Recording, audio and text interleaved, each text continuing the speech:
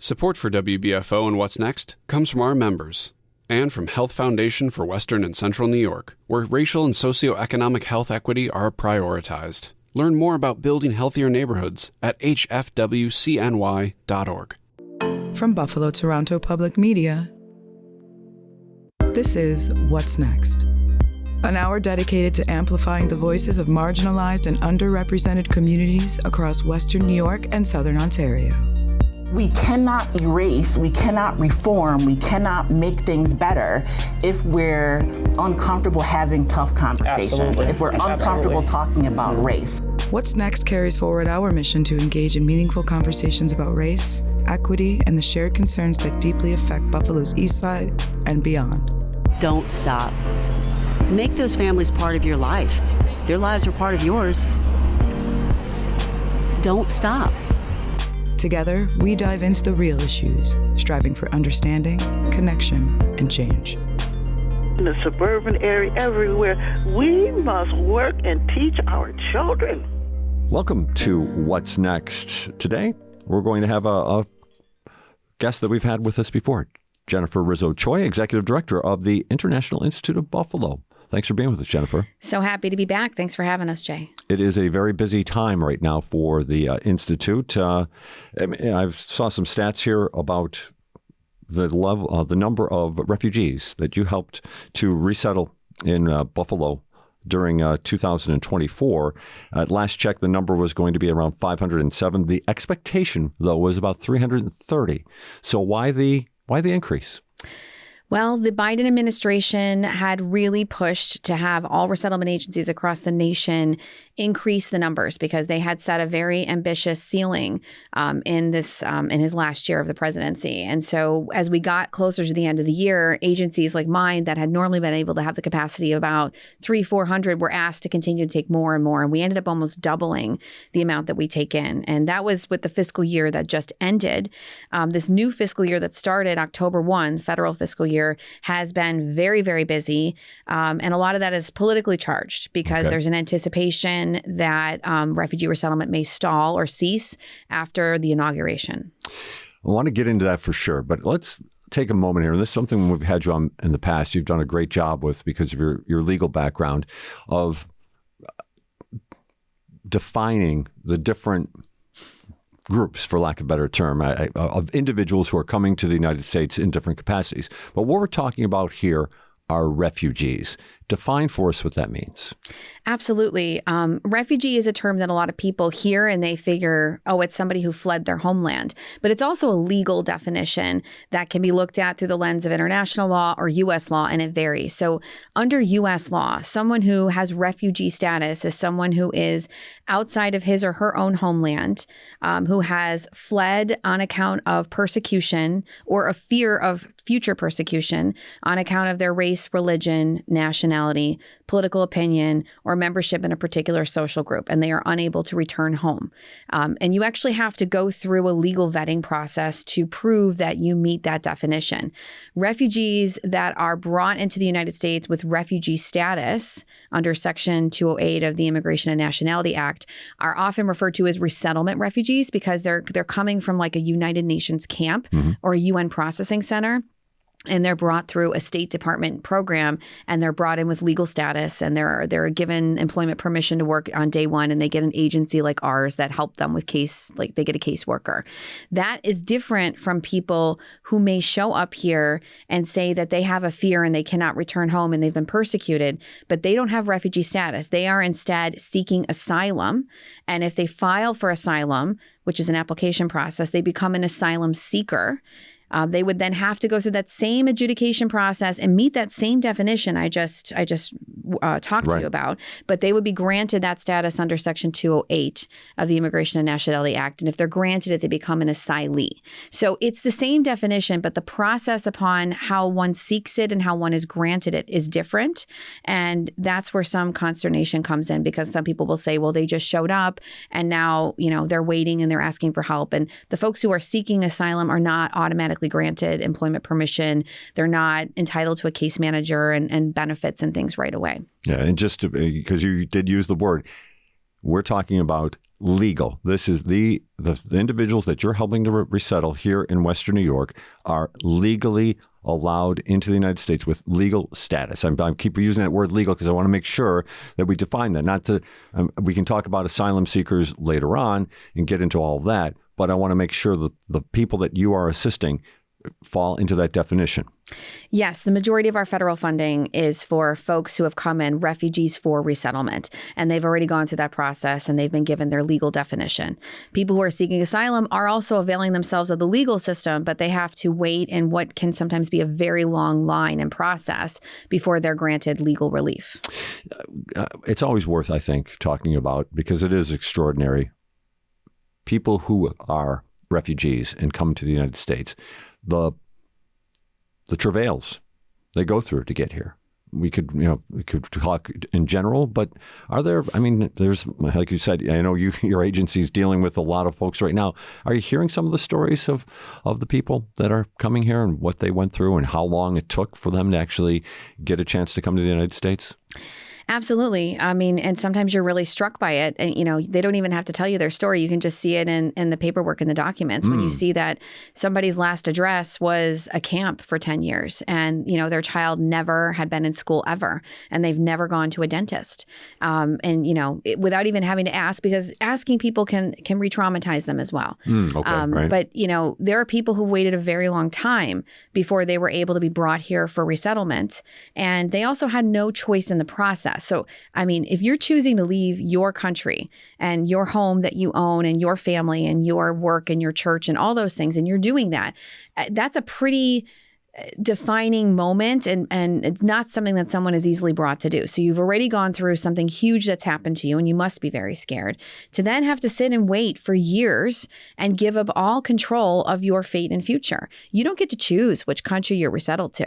It's not like you sign up and say, I'm going to the United States. Okay, I did not know that. All right. Yep. It's determined by the United Nations, which is determined by quotas because every nation that participates in the Geneva Convention signs up for a capacity number. The U.S. is set by the president. So under President Biden this year, it's 125,000 refugees for resettlement. But you could very easily be assigned to France or Australia or, Belgium. And if you show up at a camp with your minor children and your parents, you could be broken up as a family unit because your elderly parents may go to Belgium and you may come to the United States. And your family unit, if your daughter is in the camp for 10 years and meets somebody in the camp and they get married, they're now a new family unit and they may not come to the United States as well. So you often see family separation that can last decades because once you get to a place like the United States, there's an expectation that you stay here, get a green card, work your way to citizenship. You're not necessarily easily able to travel and you're not allowed to travel back to your home country because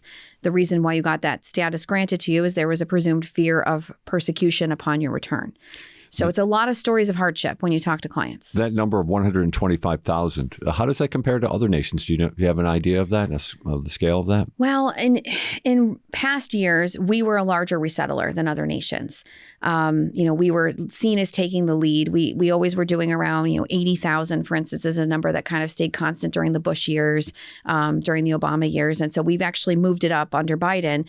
At times, it was viewed as though we were taking the lead. But in more recent years, other countries have stepped forward. Canada has taken in far more than we have.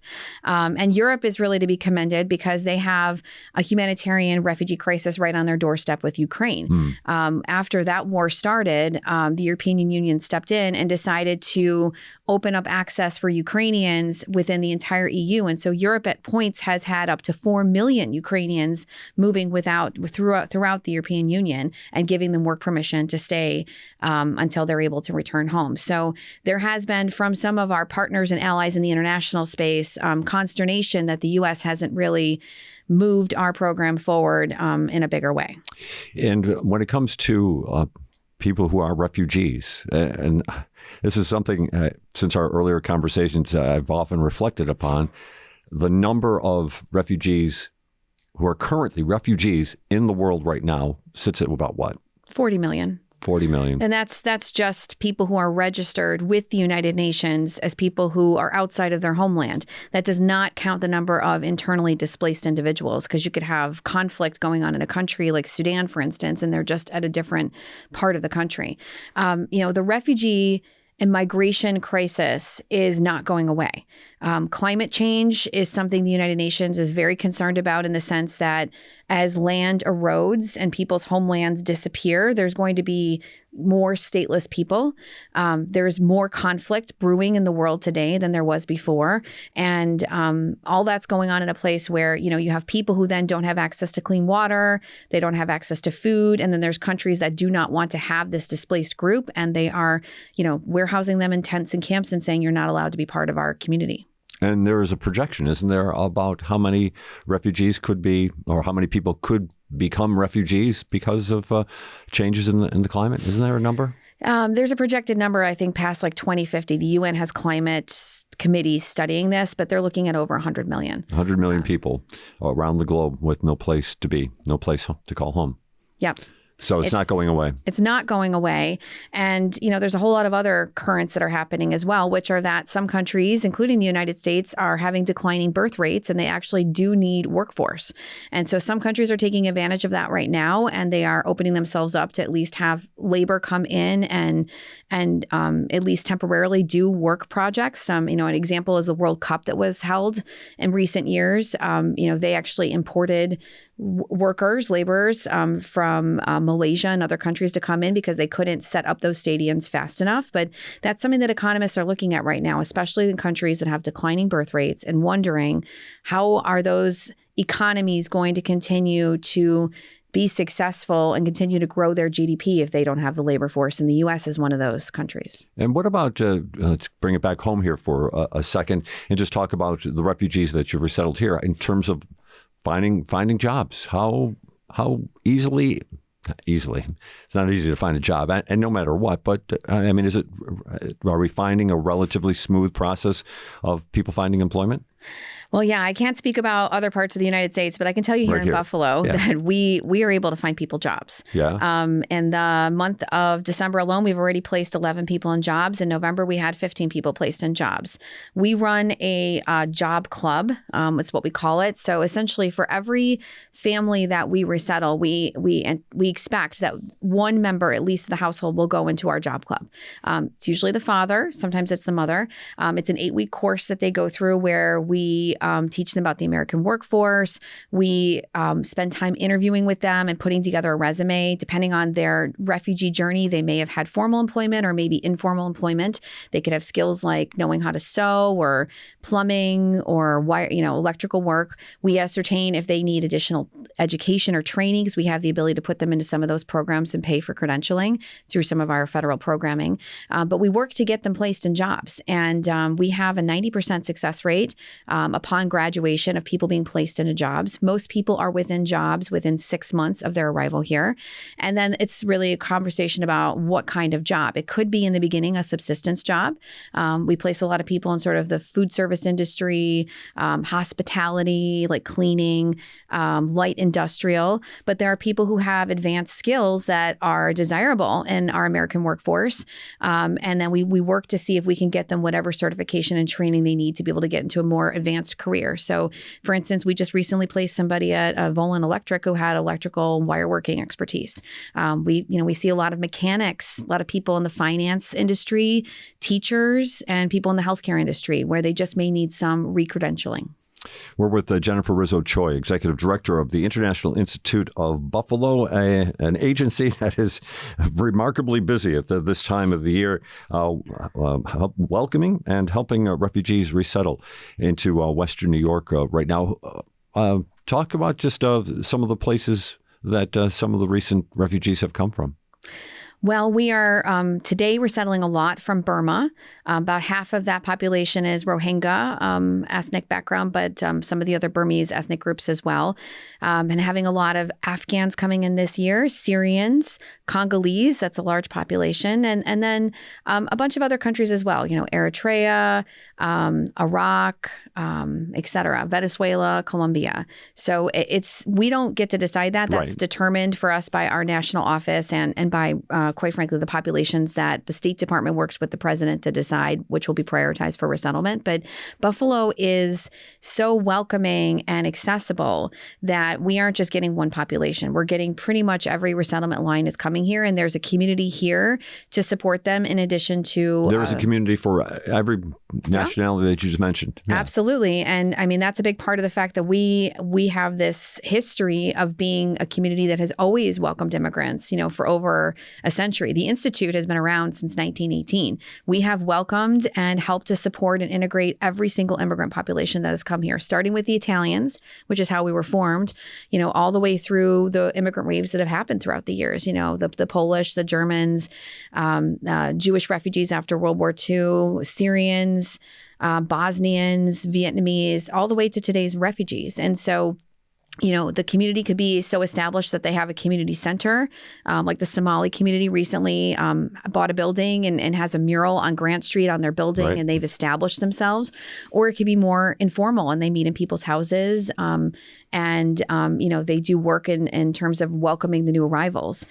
We have relationships with the ethnic community where if we know we have like a Congolese family coming, we will have talked to the community elders and arrange so that way they can help us prepare a hot meal, maybe stop in on the family in the first few days after their arrival to see if they'd like to join them in church or help them go shopping.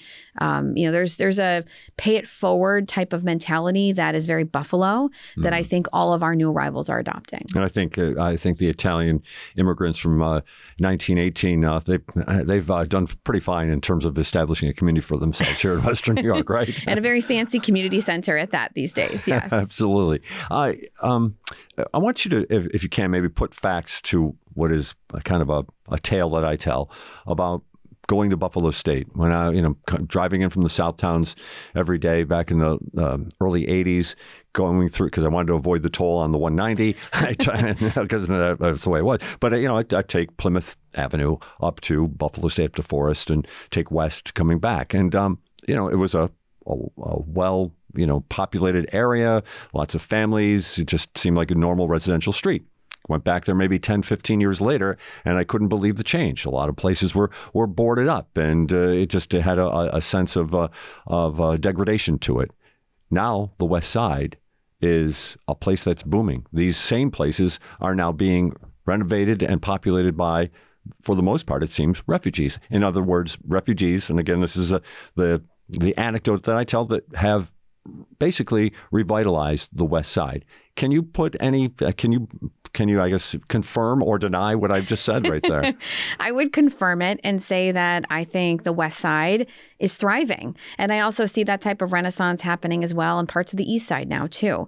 Buffalo has affordable housing. And so it is possible to have the American dream here. You can come here and get put into an apartment that's sort of, welfare rate type of rental rate and get a job and work hard and save. And then you can go out and buy a fixer-upper. And we see that happening now where communities are helping each other and they're, getting themselves to build up a little bit of credit and buy a house and fix it up and have something that they own. And that means so much to somebody who had everything taken away from them. You see it in the businesses that exist today. Refugees and immigrants are very entrepreneurial. There's a huge rate of business starting in people who are foreign born. And I think a big part of that is barriers to entry. It's hard to have been a doctor in Syria and then come here and be a doctor today. You'd have to go through all that schooling again. But you're a smart and educated person, and there's no reason why you can't, go through and read all the licensure requirements and things and take some seed money and start a business. And so you see a lot of restaurants opening, types of clothing stores. I don't know if anyone's been in Buffalo Fresh recently, the grocery market. I mean, that's amazing to go there. And it feels like you're visiting a foreign country, and there's so many amazing products that you can buy. So we're benefiting from that. Our economy, our community is benefiting not just from, the growth in business, but also from the increased GDP, from the diversity, from the fact that, you can dine around the world just by going into downtown Buffalo and going to the West Side and the East Side now. Right. And it is interesting what has come out of that and how it's changed. Do you think that element is well known? I mean, we most certainly just saw an election where I know this is part of the rhetoric, but I'm talking about locally. I mean, people that you deal with, people your staff deal with, are they finding that people are Western New Yorkers are receptive and understanding of that development, or is it maybe not well known? I think it really varies. And unfortunately, so much of this gets skewered by the politics of immigration, which has become weaponized in recent campaigns. I mean, people who've interacted with refugees, certainly my staff, but, like people in the school system, people in the healthcare system, they can see that people are really trying hard, that they're hard workers, that they want to do right for their family, that they've got this second chance. Employers in particular will rave about hiring refugees and the work ethic and, the willingness to show up and stay extra and be on time and work hard. But then there's people who don't necessarily understand, or they lump everybody into this group of illegal immigrants and people who are showing up and taking, and they don't understand that that's actually not true. You can't just get welfare if you don't have a legal status and legal papers. There may be under the table people working, but that's violating law. Right. It's not like people are being handed, fistfuls of cash and being taken care of. That's not the case. You actually have to go through a process to be documented, and welfare is very carefully scrutinized in terms of who's entitled to it. One of the things I try when people talk about the politics of it is just to step back and let's talk about facts. And so a fact that I'd like to share is the U.S. Department of Health and Human Services did a study over a 15-year period on resettlement refugees and asylees, people who were granted asylum. Okay. And they looked at that group specifically because that's a group that money was spent on, and bringing them here and having case managers at agencies like mine, and they were given welfare. And they looked at how much was spent on them and then how much did they contribute in terms of working in the economy and the GDP. And what was found that over a 15-year period, there was a net fiscal impact of $124 billion. Okay. So they gave more, and this is after we take out what was invested in them. $124 billion is what. So it's above and beyond any cost of. That subtracted all the cost of the welfare and the re-credentialing and the case managers and everything. Wow. Yes. Once they took all that out and they looked at what they had contributed to the tax base, it was $124 billion in net income over 15 years. That wouldn't have happened if we hadn't had programs to support them and have them be in place and contributing to our economy. So, years ago, the refugee program was started coming out of really World War II and the fact that there were so many people displaced who were Jewish and a recognition by, the world nations that they needed to have some type of agreement about people who couldn't necessarily stay safe and had to be relocated. And so it came about as a humanitarian imperative. But really, in the last 20 years, it's been recognized that there's actually an economic incentive that makes sense for any nation that wants to bring in people who are willing to work and contribute to their economy. Here in Western New York, so like you said, do we have any specific facts about those same type of economics for Western New York, or is it too difficult to maybe narrow that down? Well, I can say that we can certainly point to population growth. The 2020 census, showed growth for Buffalo for the first time in half a century.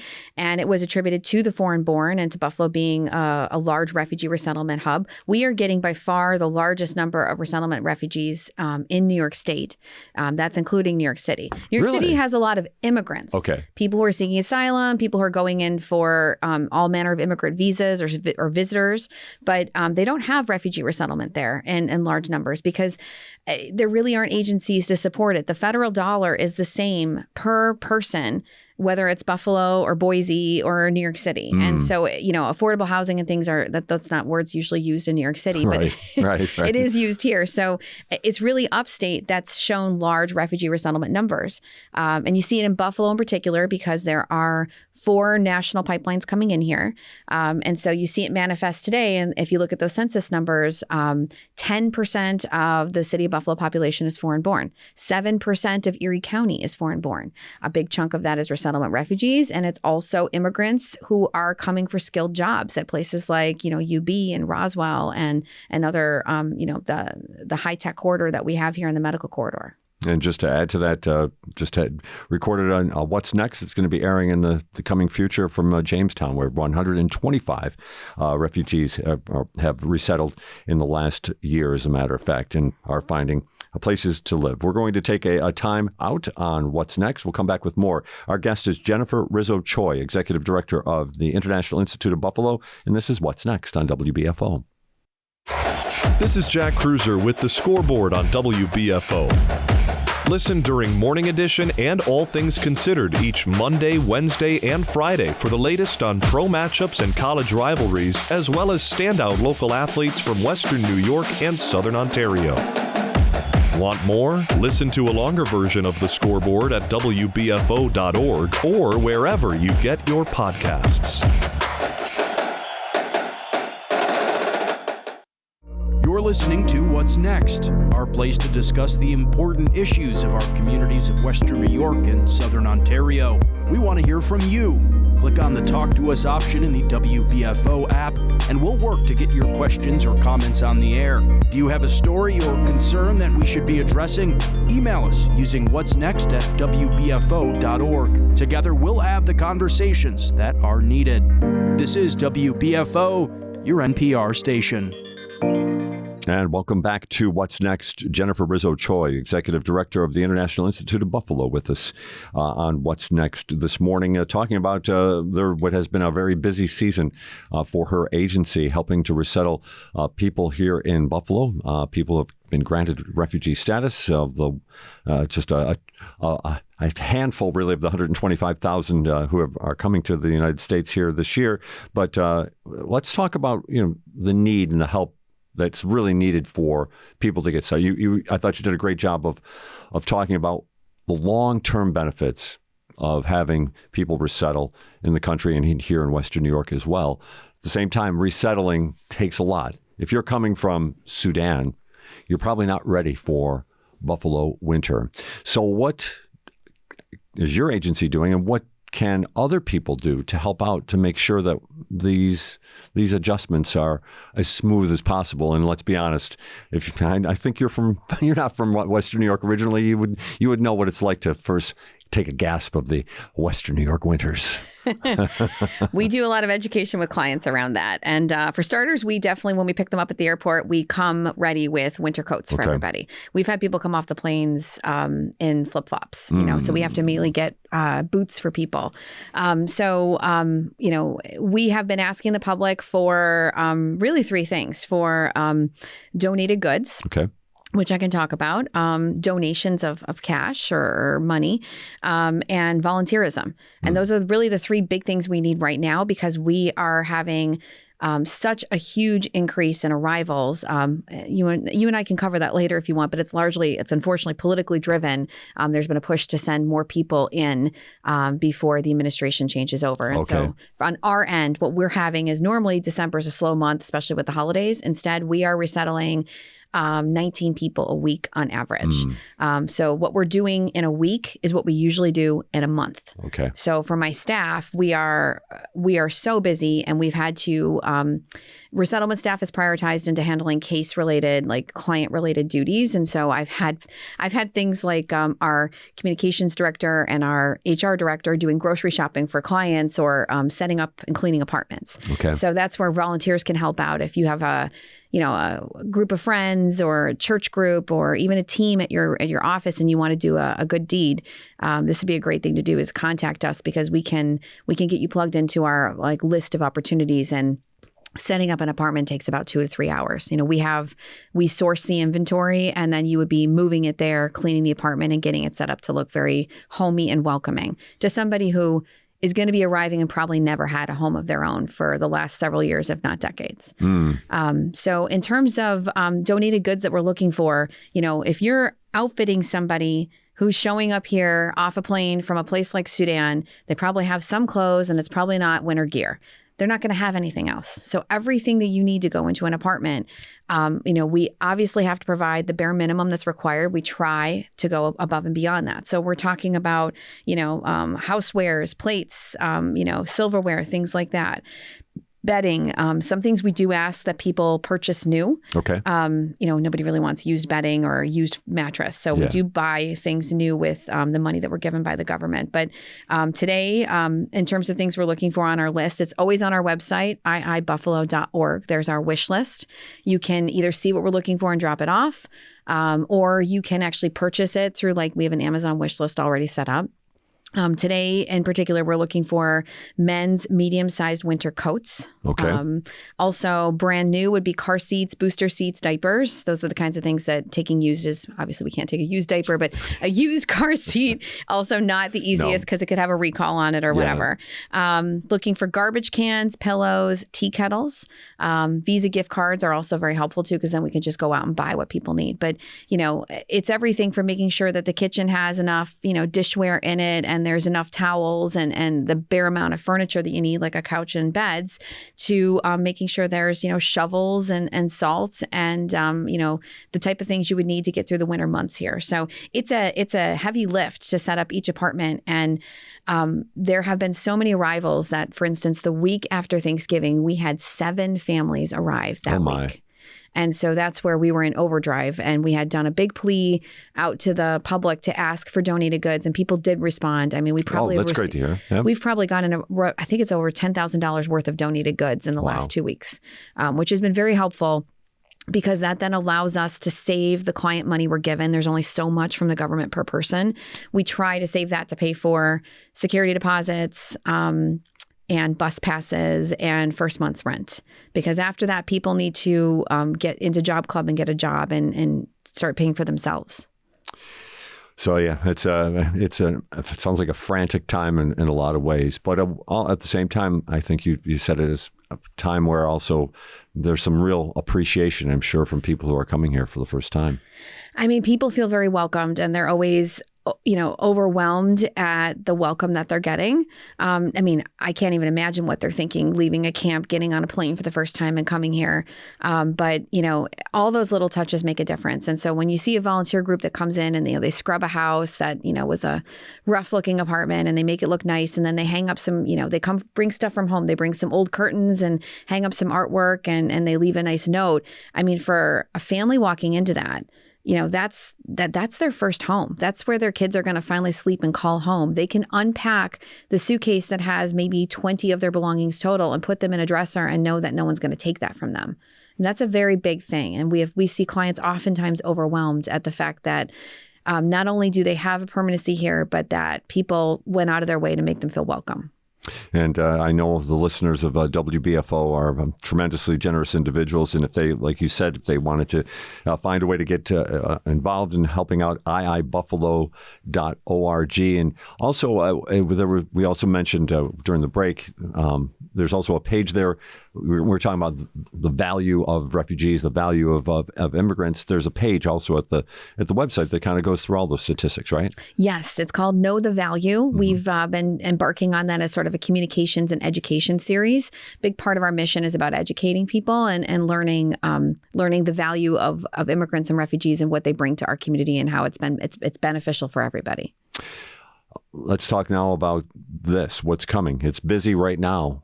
What could happen on January 20th when the inauguration of the next president, President Donald Trump, of course, we all know, that was president as well from 2016 through 2020, will be the new man and head of the administration. What's possible?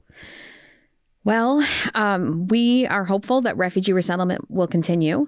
But, looking at and listening to what has been said on the campaign trail, there is a very big fear that there will be a suspension of the refugee resettlement program that's operated by the State Department, which would mean no new arrivals for clients of ours.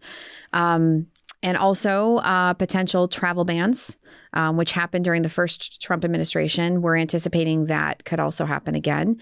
And then there's also been a lot of political rhetoric around deportations.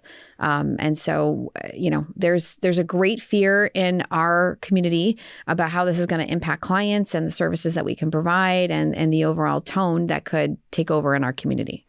Let's just talk about refugees, though. So did the Trump's administration first time around, did he end the refugee resettlement? He didn't end it, but it was suspended for 4 months. Okay. Which meant that there were no arrivals coming in for 4 months. That may sound minor, but for nonprofits like ours, if there are no new arrivals, that means that our funding stops. So what ends up doing is there's a waterfall effect where we do have money that comes related to arrivals. And if the arrivals stop, the money stops. And then we end up like into a series of, we'd have to do cutbacks and layoffs and things like that. And so during the first administration of Trump, over 100 resettlement agencies ended up closing their doors entirely. No agencies in New York State closed.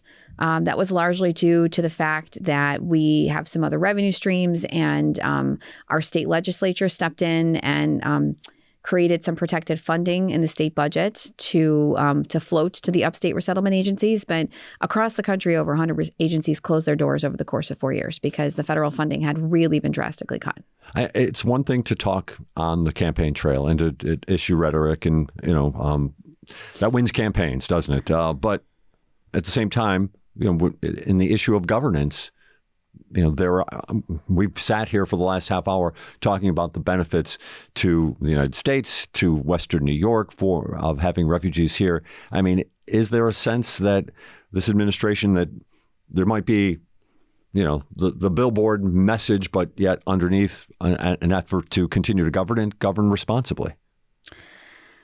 I'm not sure. I don't know what this administration will do coming in. I listen to what people say, and, we operate a business at the end of the day, and we are responsible for the clients that we serve as well as, the staff that we employ. And so we're trying to be conservative about how we spend money and anticipate and wait and see. We want to make sure that people still feel that they can be served, and we want to make sure people feel safe in our community and welcomed. Making people feel safe in the community. That sounds like something that, obviously your agency is going to do what it can. But again, this even maybe not even a volunteer effort, but for lack of a better term, an advocacy effort when it comes to that. I mean, I think, I'd like to think no matter who you are and no matter what your stance is on this type of issue, you'd want everybody in our community to be safe. I'd hope so. I'd hope that would be a very, good neighborly Buffalo sentiment. I don't know if that's what everybody feels, but, welcoming means somebody feels that they belong and that they're able to access their community however they need to. So it means, if your kids are in school, that you're able to access an interpreter if you're having a parent-teacher conference. If you're going into an emergency room, that there's the ability to have an interpreter, brought up on the phone if you need to ask for help. It means, police force wanting to serve you and make sure that, your needs are being addressed and not just, assuming you're illegal and calling immigration.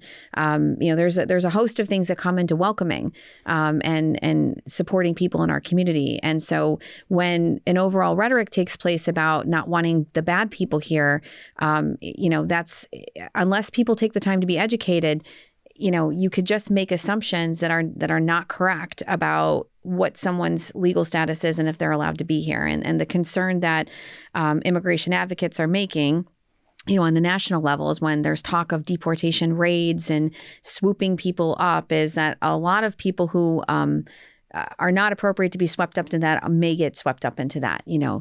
Children who are U.S. citizens or people who have legal status who happen to be at a community center with people who don't have legal status. I mean, it's just all that language increases the level of concern and fear and worry. And we're already getting calls from clients that are worried about if they could be arrested or if they could be sent back home, worrying about if the family members that are still waiting to come, if they'll be able to come. There's just, right now, I think we're just starting with that worry and concern. I'm anticipating that after inauguration, if the promises that have been made are acted upon, I'm anticipating that we're going to have a lot of panic and we're going to be getting a lot of phone calls that we may be needing to do some type of information sessions with clients. I want to get into that, and we're going to get into that when we come back. We're going to take one more break and come back with Jennifer Rizzo-Choi, Executive Director of the International Institute of Buffalo. This is What's Next on WBFO. From the fringes of the mainstream to the local music you love, Listen to WBFO The Bridge Monday through Thursday, 8 p.m. to midnight on WBFO 88.7 or your smart speaker. You're listening to What's Next, our place to discuss the important issues of our communities of Western New York and Southern Ontario. We want to hear from you. Click on the Talk to Us option in the WBFO app, and we will work to get your questions or comments on the air. Have a story or concern that we should be addressing? Email us using whatsnext@wbfo.org. Together, we'll have the conversations that are needed. This is WBFO, your NPR station. Welcome back to What's Next. We are talking this morning with Jennifer Rizzo-Choi, Executive Director of the International Institute of Buffalo. They have been incredibly busy helping to resettle new Western New Yorkers, refugees who have gone through the process of and the very lengthy and arduous and quite frankly, from my own perspective, an almost unbelievable process to become. To get status to come to the United States and to come here to Western New York. At the same time, we're kind of looking forward, projecting forward here to following the rhetoric to a certain extent of what could be coming during the Trump administration. Let's talk about and you touched on this as we're going to the break, this concept of mass deportation, that this is going to be the largest deportation in the history of the United States. Let's first of all just talk about, you kind of were touching about it. I want to expand a little bit about what you think is possible and what could be maybe the unforeseen tragedies that might come along with that. Well, the words mass deportation have been used a lot on the campaign trail. Certainly. And what I'd say, first of all, is that, enforcing that and enacting that is not an easy thing at all. If there's a priority on day one, as I've read in newspaper articles, to round up immigrants that are undocumented, I assume that means they're going to be going to locations where there are undocumented immigrants. So for one, they'll probably go to some of these shelters that were set up. A lot of those are hotels and things like that. They may also go to workplaces or stores. And so while you may have people there who are undocumented, I'd say number one, some of them are probably in the process of a court system where they're seeking asylum. So there's legal rights that you'd be trampling on. Number two, there's probably also people there who are legal. They could have children who were born here. There could be community members, church members who are visiting to provide services or help. There could be my employees there. We employ people who are foreign born who have legal status. So a large swoop in of everybody is going to sweep up a whole bunch of people who are not out of status and who could end up in a court system or detained for a period of time until matters can be sorted out. And that's just going to cause mass hysteria, number one. Number two, deporting people is not like this quick, efficient thing where, we don't have papers, we're putting you on a plane today. It doesn't work that way. A lot of countries won't accept a deport plane until they've authenticated every single person on that plane and confirmed that that person belongs to their country. And not everybody's walking around with their documents on them, or not everybody, quite frankly, has documents of their own homeland. Right.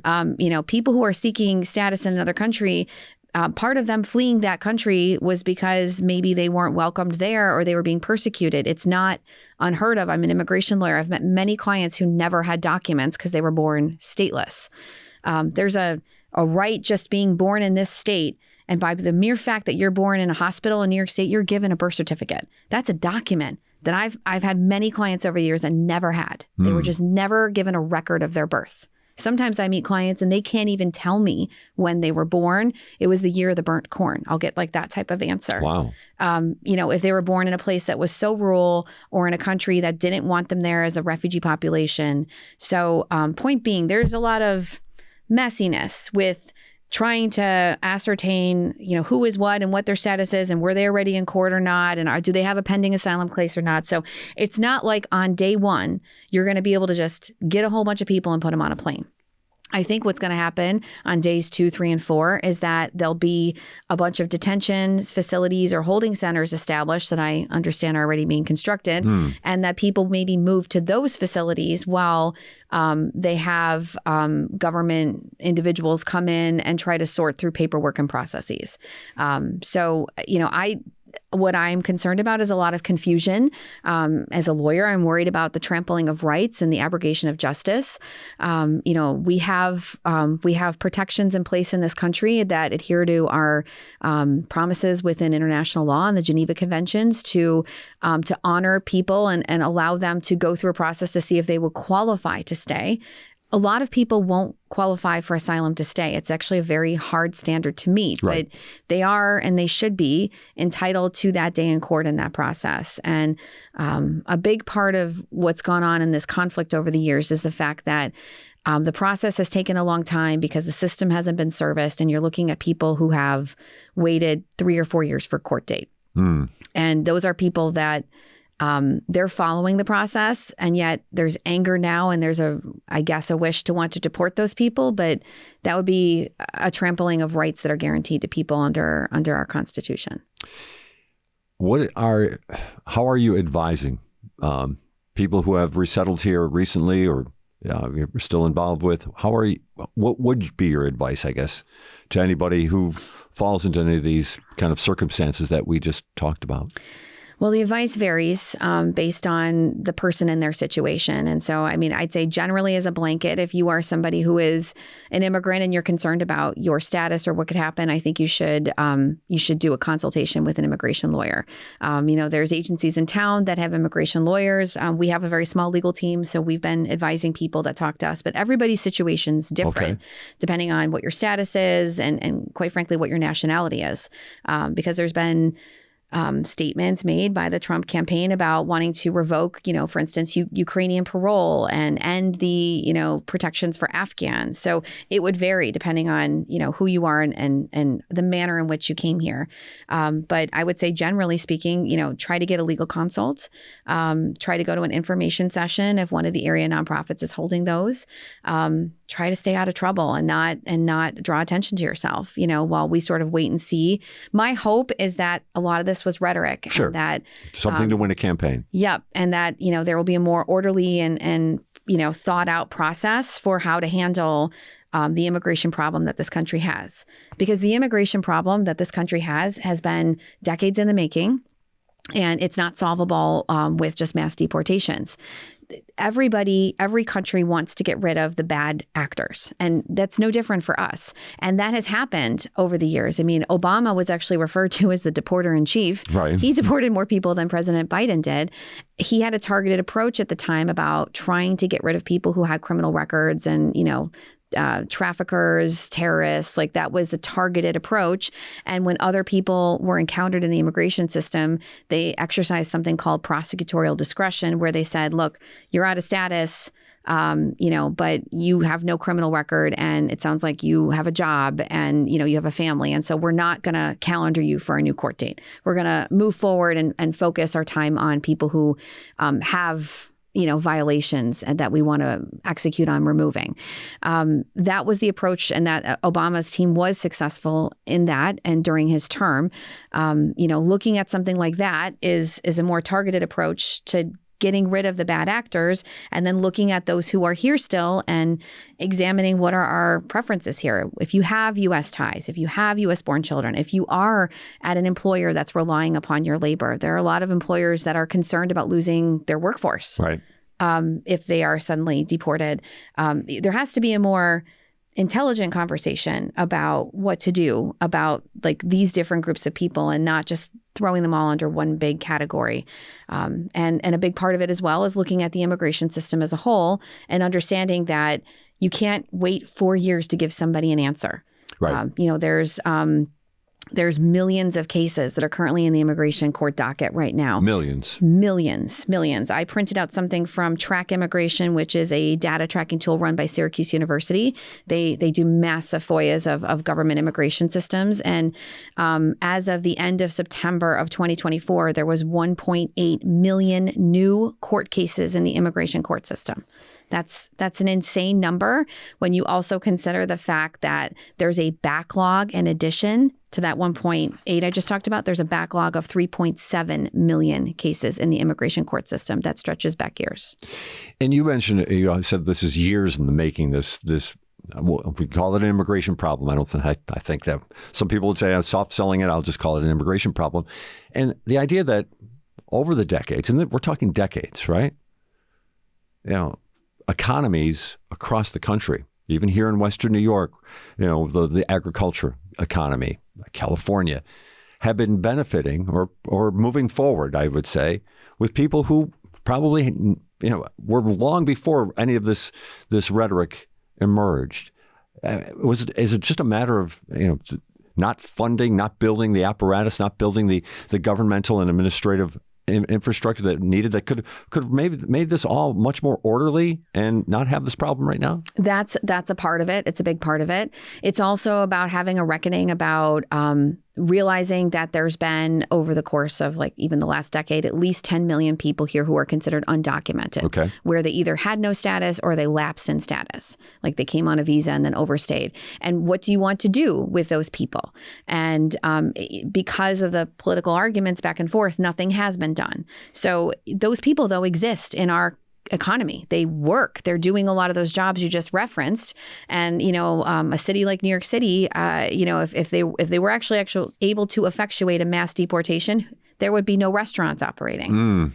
Realistically, who's going to be washing the dishes and doing food prep if all of the people who are undocumented are suddenly deported? So there needs to be a conversation about that too. The last real, quote, amnesty happened decades ago, and it was about 3 million people who had been here as an overstay or undocumented and were allowed to stay. And so that the political will has not been here for that since then, and that needs to be looked at now. Of the 11 million people that is estimated by the census to be undocumented, another key number I like to talk about is that it's also estimated that about 6 million of those people have households that are mixed status, as in there's U.S. citizen or green card holding spouses or children. So you're looking at ripping apart a lot of families because there's an undocumented individual in that household. So that's another piece of it too, where it's not just repairing the law and the system, but that needs to be done. It's also about looking at the larger group of people who've been here a long time, and do you want to be able to transition them into a permanent status here? What does it take, or what does it mean to be American? And then there's also a conversation that needs to be had about our economy and our labor force and what is needed to actually do the jobs that people who are doing under the table right now. And the number that we heard was 3 million people in the mass deportation. So it's safe to say if 3 million people were deported, let's say you go back to your original thought that this can't happen overnight, but if it did happen overnight, it would be a blow to the economy. It'd be a blow to the economy. It'd rip apart families. 3 million is what's sort of docketed currently in the immigration court system. That's who has been, caught or has gone and has been encountered. But I've read articles that have said that the Trump administration is anticipating, or they have aspirations to deport up to 20 million people. That's more than the census targeted number of 11 million that's undocumented. So when we say who's going to be swept up into this, I'm not sure who that is. Are we talking about a whole bunch of kids that were born here? Are we talking about, family members who have legal status? Are we talking about refugees who have status but don't speak English and are misunderstood as to what their status is? That's this whole chilling effect about talking about this in that way. And it's not American, in my opinion. It's, this country's been for centuries built upon people who came here and tried hard and became part of being this country and being an American. And I think this takes us pretty backward if we're talking about just sending all these people away without giving them the due process and hearing them out and thinking through who we want in this country. Jennifer, you just actually kind of, I think you just answered what was going to be my final question, which is a kind of a final plea or of sorts, or a final statement regarding this. So let's just bring it back to Western New York. We've got about a minute to go. What can people do in Western New York? Let's just talk about the people who are coming here, refugees who are coming here, and they're coming here fast and at a pretty hectic rate for your staff. But what can people do right now? if people want to help out, they can, of course, volunteer with us. They can donate goods or money. I would ask even that they just educate themselves by listening to a program like this or going on our website or learning more and having conversations with family members and friends who may be misinformed to understand that this is not a soundbite answer, a soundbite, description of something, that it's more nuanced and there's more that it's taken to understand the topic, to realize what it means for not only our community, but about our country and what it means to be welcoming. And a question I asked frequently, I think in the early days of this program, of people, I let a lot of the people find out about the early days and the origins of this program, but are you hopeful? I always have to be hopeful because I am grateful to be American, and I see what freedom means every day in the eyes of our clients. So I know that I'm lucky to have been born here, to have the fortune of having been born here. And I think that's what we are about. And I think that this is just a chapter of some, tension and confusion. And I'm hoping that we will move past this. So I think America is a great place, and that's why people still want to come here. We just need to think through and have some better solutions. Jennifer Rizzo-Choi, as always, thanks very much for joining us on What's Next. Thank you for having us. You can find out more at iibuffalo.org about all the issues that we had right here or discussed. And obviously, there's a lot more to it. And get yourself educated. Find out for yourself your own answers. Jennifer Rizzo-Choi is the Executive Director of the International Institute of Buffalo. This has been What's Next on WBFO.